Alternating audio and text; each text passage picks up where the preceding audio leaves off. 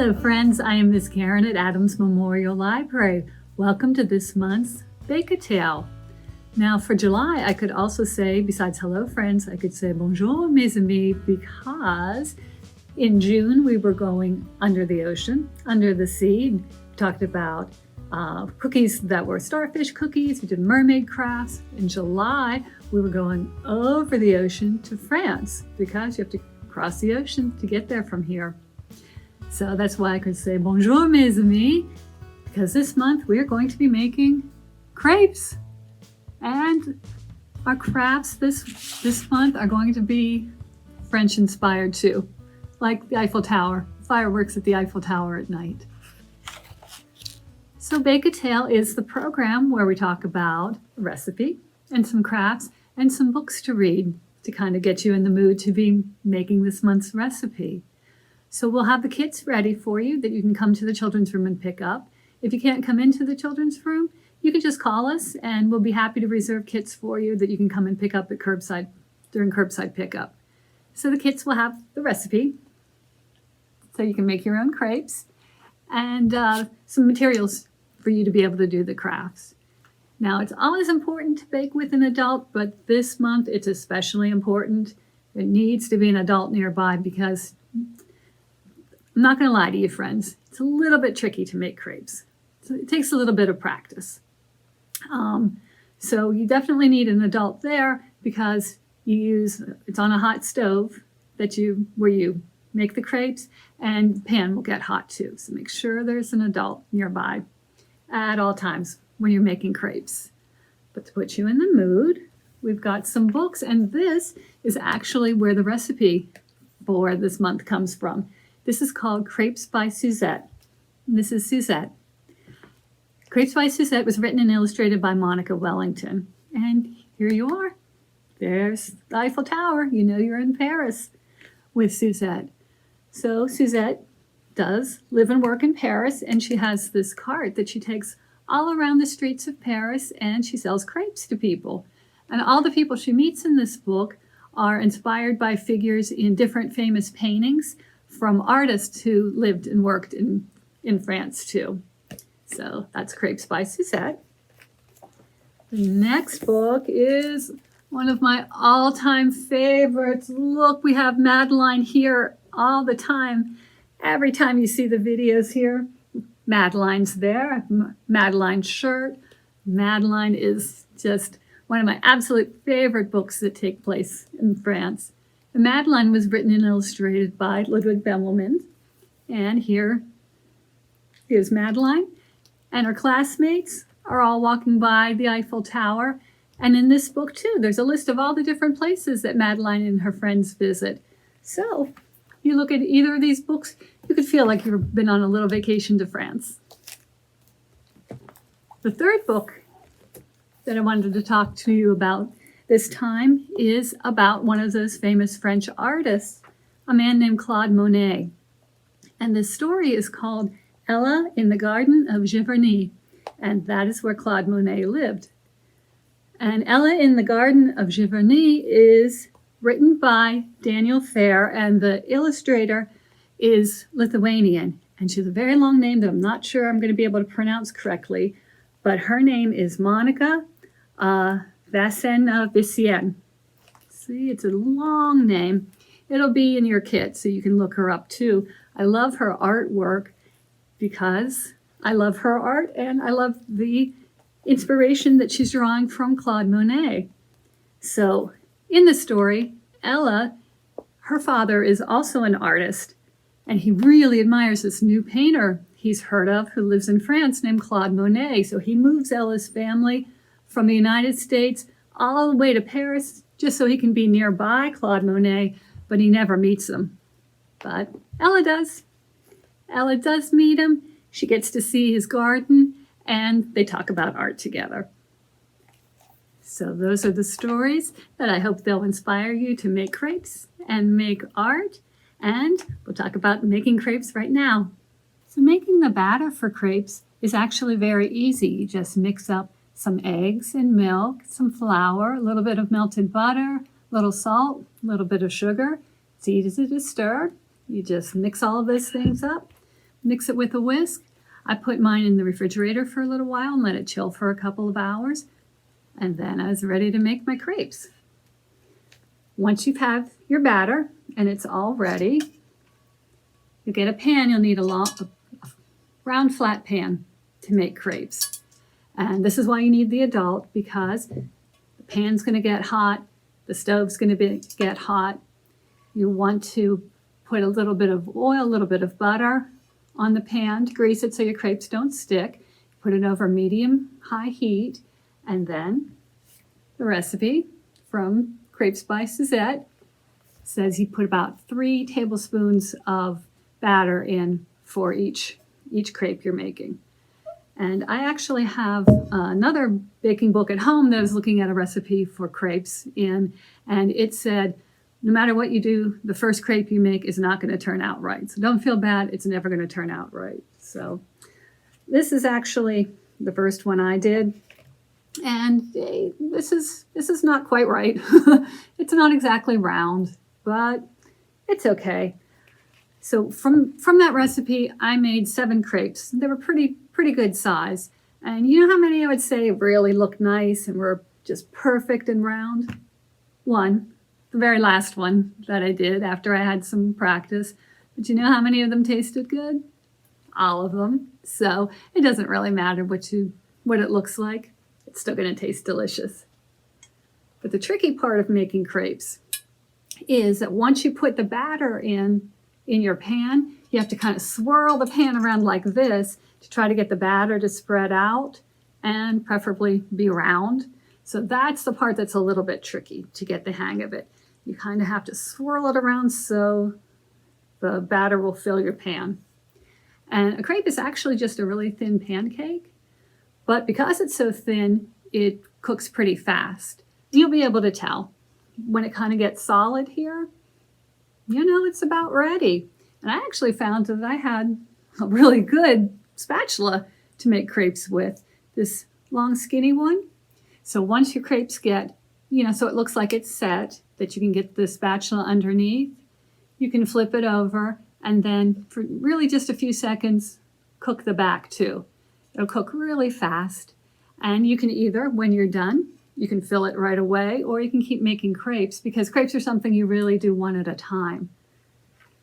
So if you're going to fill it, you can just do that, or let people fill their own, and then you can make some more crepes. As I said, I got about 7 from this. But if you want to keep them, you could just pile them up and maybe put a damp paper towel in between them till you're ready. Or if you turn your oven on low, you can keep them warm in the oven if you want to do that. Once your crepes are all ready, then it's time to fill them. And you could use Nutella if you wanted to. You could use some jam if you wanted to, some fruit, like I put in here. I had some blackberries in this one. You can sprinkle them with powdered sugar. You can just eat them plain if you want. And then there are 2 ways to finish them. You can either roll them up like I did with the one with the blackberries, or you can fold them. If you fold them, you fold your crepe in half, and then you sort of tuck each end into the middle. So it makes a little fold like that, and then you could actually pick it up and eat it if you wanted to, if it wasn't too hot. Or you can eat them with a fork, knife and fork, and they are going to be delicious no matter how you roll them up, no matter how you fill them. It's going to be delicious. Doesn't matter what they look like, they'll still taste great. So have fun making them. Take a little practice to making them. Enjoy, and bon appetit. The crafts this month are not that complicated, but they will be a little messy because you're going to be pretending to be a French artist this month. So you do want to cover your space first wherever you're working. I actually just used an old paper bag that I cut and flattened, and that's where my paint went. So better than on my white tablecloth here. So wherever you're working, on the table or the floor, outside, just cover it up with some paper or plastic or something so you don't get paint or markers or anything all over your workspace. So once you've done that, the first craft that I'm going to tell you about is fireworks at the Eiffel Tower at night. And in your kit, there will be an Eiffel Tower cutout that Miss Andrea was kind enough to make for us. She cut these out on the Cricut, which was lucky because it would take a long time to cut out an Eiffel Tower. It's got a lot of little holes in it. So there'll be an Eiffel Tower cutout and a piece of purple paper to be the night. And we will give you a couple of rows of star stickers if you'd like to put those on, and a silver Sharpie pen so you can draw fireworks however you would like. With your Eiffel Tower, you can keep it like this if you just want it to be white. If you want to color it to be black or gray, or this even looks kind of coppery here during the day, it's made of metal, so you can do that. Or you can make it a little fancier like I did. I colored mine pink, and I'll tell you why. This, well, it's a little hard to see because of the glare, but this is a picture that my friend Tara took of the Eiffel Tower, and this was at night and it was during a light show. So when the lights were reflecting off, the Eiffel Tower looked kind of pink.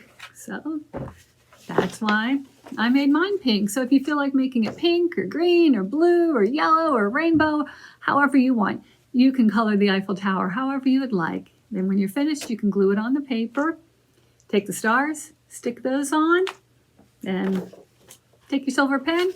You can draw fireworks, you can write on it, you can draw or color any way you want. It's your project and you're the artist, so you can decorate it however you would like. For the other two crafts this month, you're going to be an artist like Monet. You're going to be an Impressionist artist. So Claude Monet was one of the first Impressionists, and the Impressionists were artists who were based in France, and before the Impressionists came along, all the art that people created looked exactly like what it really looked like in real life. What the Impressionists did was to change the art a little bit. Instead of looking exactly like it would look if they could be a photo, they would paint it to look just as realistic as possible. What the Impressionists did was kind of give you an impression of something. And they wanted to show how things could change during the day. If you were looking at a building, it might look different during the sun, if the sun was out, than it did when it was raining, or at night, obviously. So to give it an impression, they sort of painted in a faster way, and Mr. Monet would just put a lot of paint on his canvases quickly. And so it kind of gave it sort of a blurry effect. Let me show you some of his art that's in this book. And instead of being really crisp, it's all kind of blurred. So that's how you can tell it's an Impressionist painting. And that's actually why I wore this shirt today, because this shirt always reminds me of an Impressionist painting too, because it has flowers on it, but they're kind of blurred. So this was my tribute to the Impressionists for today. But as you can see here, Monet liked to paint outside, and he especially liked to paint in his garden, which is where Ella came to see him. And in this garden, he had some water with a bridge over it and lots of water lilies. And that was one of the things that he really liked to paint. You can see his paintings in different museums, and he painted the water lilies a lot. So you can see those in different places, but here's one of the paintings of the bridge over the water with the water lilies.